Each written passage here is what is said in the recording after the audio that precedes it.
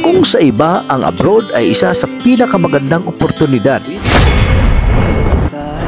Pero tila bakit sa ating mga kababayan na nandoon na, isa ito sa pinakamahirap na desisyon.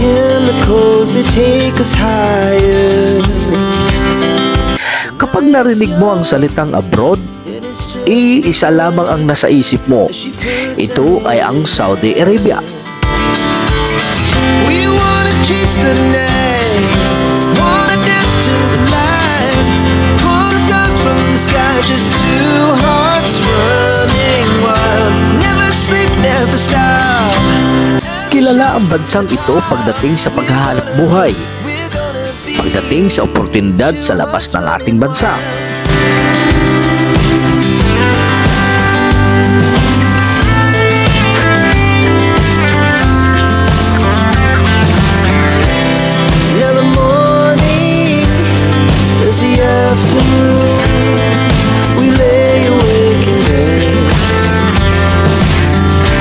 Kung sa iba, ang abroad ay isa sa pinakamagandang oportunidad. Pero tila bakit sa ating mga kababayan na nandoon na, isa ito sa pinakamahirap na desisyon.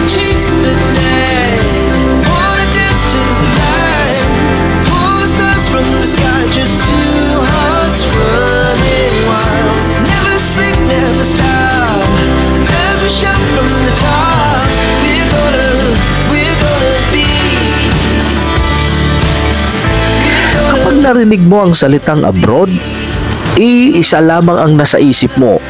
Ito ay ang Saudi Arabia.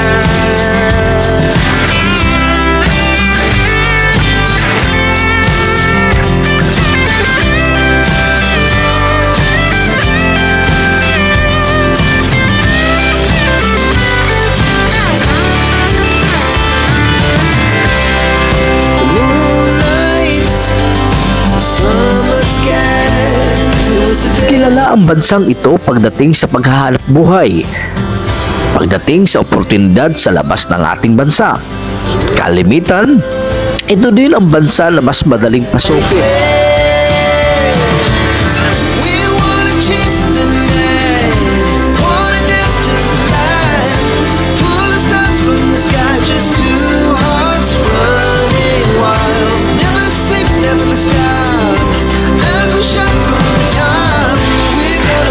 Sa anong larangan ng propesyon, gaya na lamang ng mga doctors, nurses, architect, engineers, welders, drivers, cleaners, at kahit pa sa kasambahay ay nandito na rin.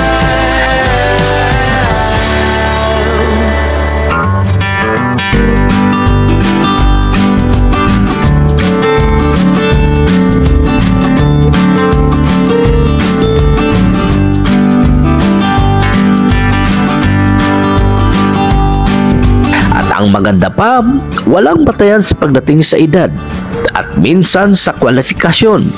May diploma ka man o wala, basta ang mahalaga, kaya mong gampanan ang trabaho.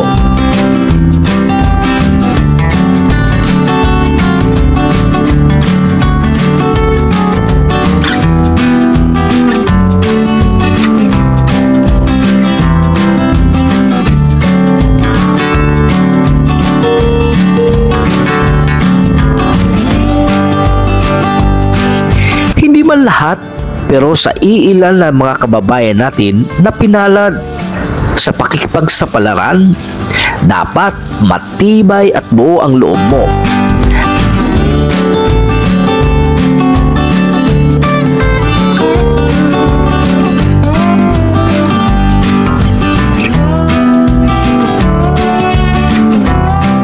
Ayon din sa iba, kapag nandito ka na, lahat ay pantay-pantay. Ang bansang Saudi Arabia ay hindi kalayuan sa ating bansa.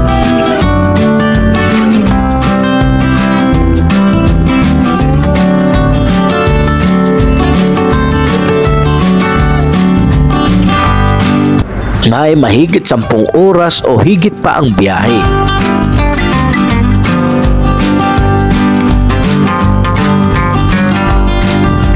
At ito rin ang tinuturing noon na delikadong bansa dahil sa kanilang kultura at tradisyon.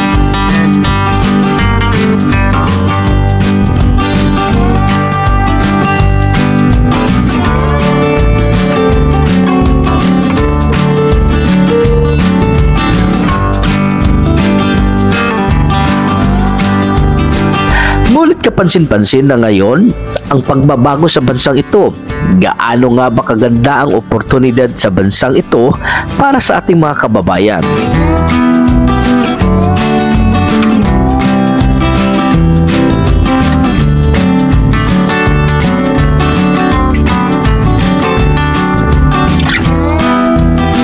Sa kabila ng marami tayong naririnig at napapanood sa mga nangyayari, pero mas halos dumoble pa ang bilang ng ating mga kababayan na nandito.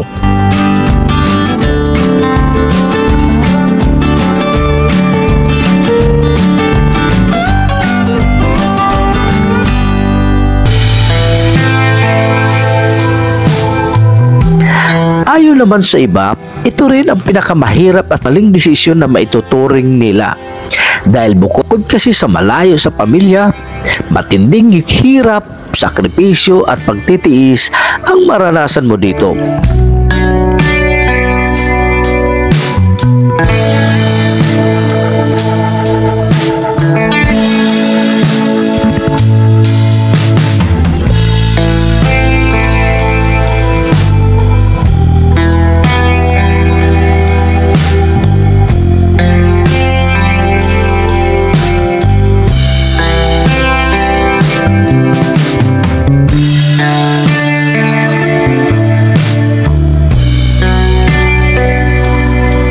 Habang binubuo mo ang 2 taong kontrata, sa larangan naman ang iyong lifestyle o pamumuhay mo sa Pilipinas.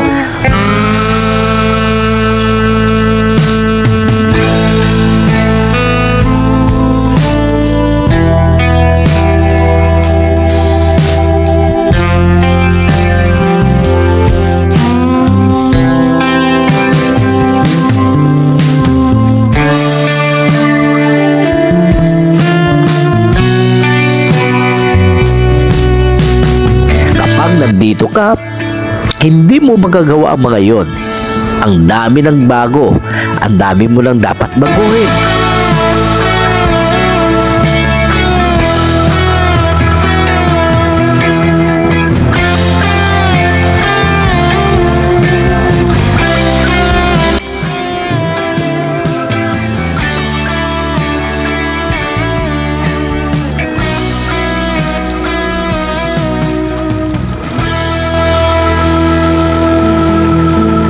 Sa tradisyon at kultura natin. Hindi nga naman dapat pero dapat mong gawin alang-alang sa ipakapanatag ng buhay mo dito.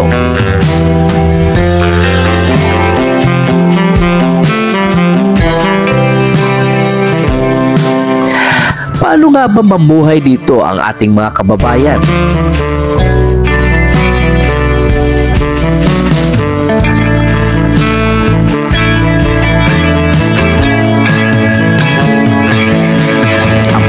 Sunod sa kanilang batas at batayan ang unang pangunahing gawain, at pagdating naman sa trabaho, ang pakikisama pa rin ang mahalaga.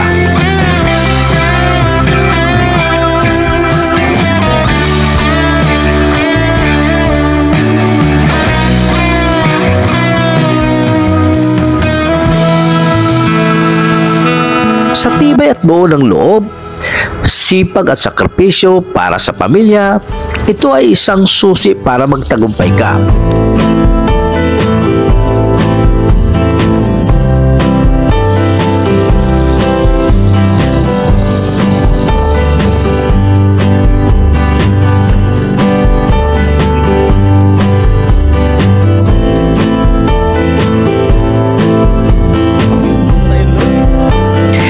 Hindi malingid sa atin na tayo ay mas ma-emotional na tao pagdating sa pamilya. Mahalaga pa rin sa atin ang pamilya at kaibigan. Bit-bit pa rin natin ang tradisyon at kultura. Masayahin tao tayo, madiskarte. Kapansin-pansin, magkaiba man tayo ng lingwahe, kultura, kinagisnan, lugar, kulay at tradisyon. Basta Pinoy, tayo pa rin ang nagkakaisa. Lalo na Kapag papalapit ng Pasko, maraming okasyon tayo ang maisang tabi. Ngunit dahil Pinoy tayo, maparaan tayo. Kakaisa at nagtutulungan gaya na lamang sa ginawa namin ngayon. Ako at si Jose ay isang Pinoy at may magkakaibang pinanggalingan sa Pinas. Pero dito, iisa ang ninais namin. Nagdadamayan sa simpleng kasiyahang paraan. Nagawa pa rin namin pareho sa araw ng day off.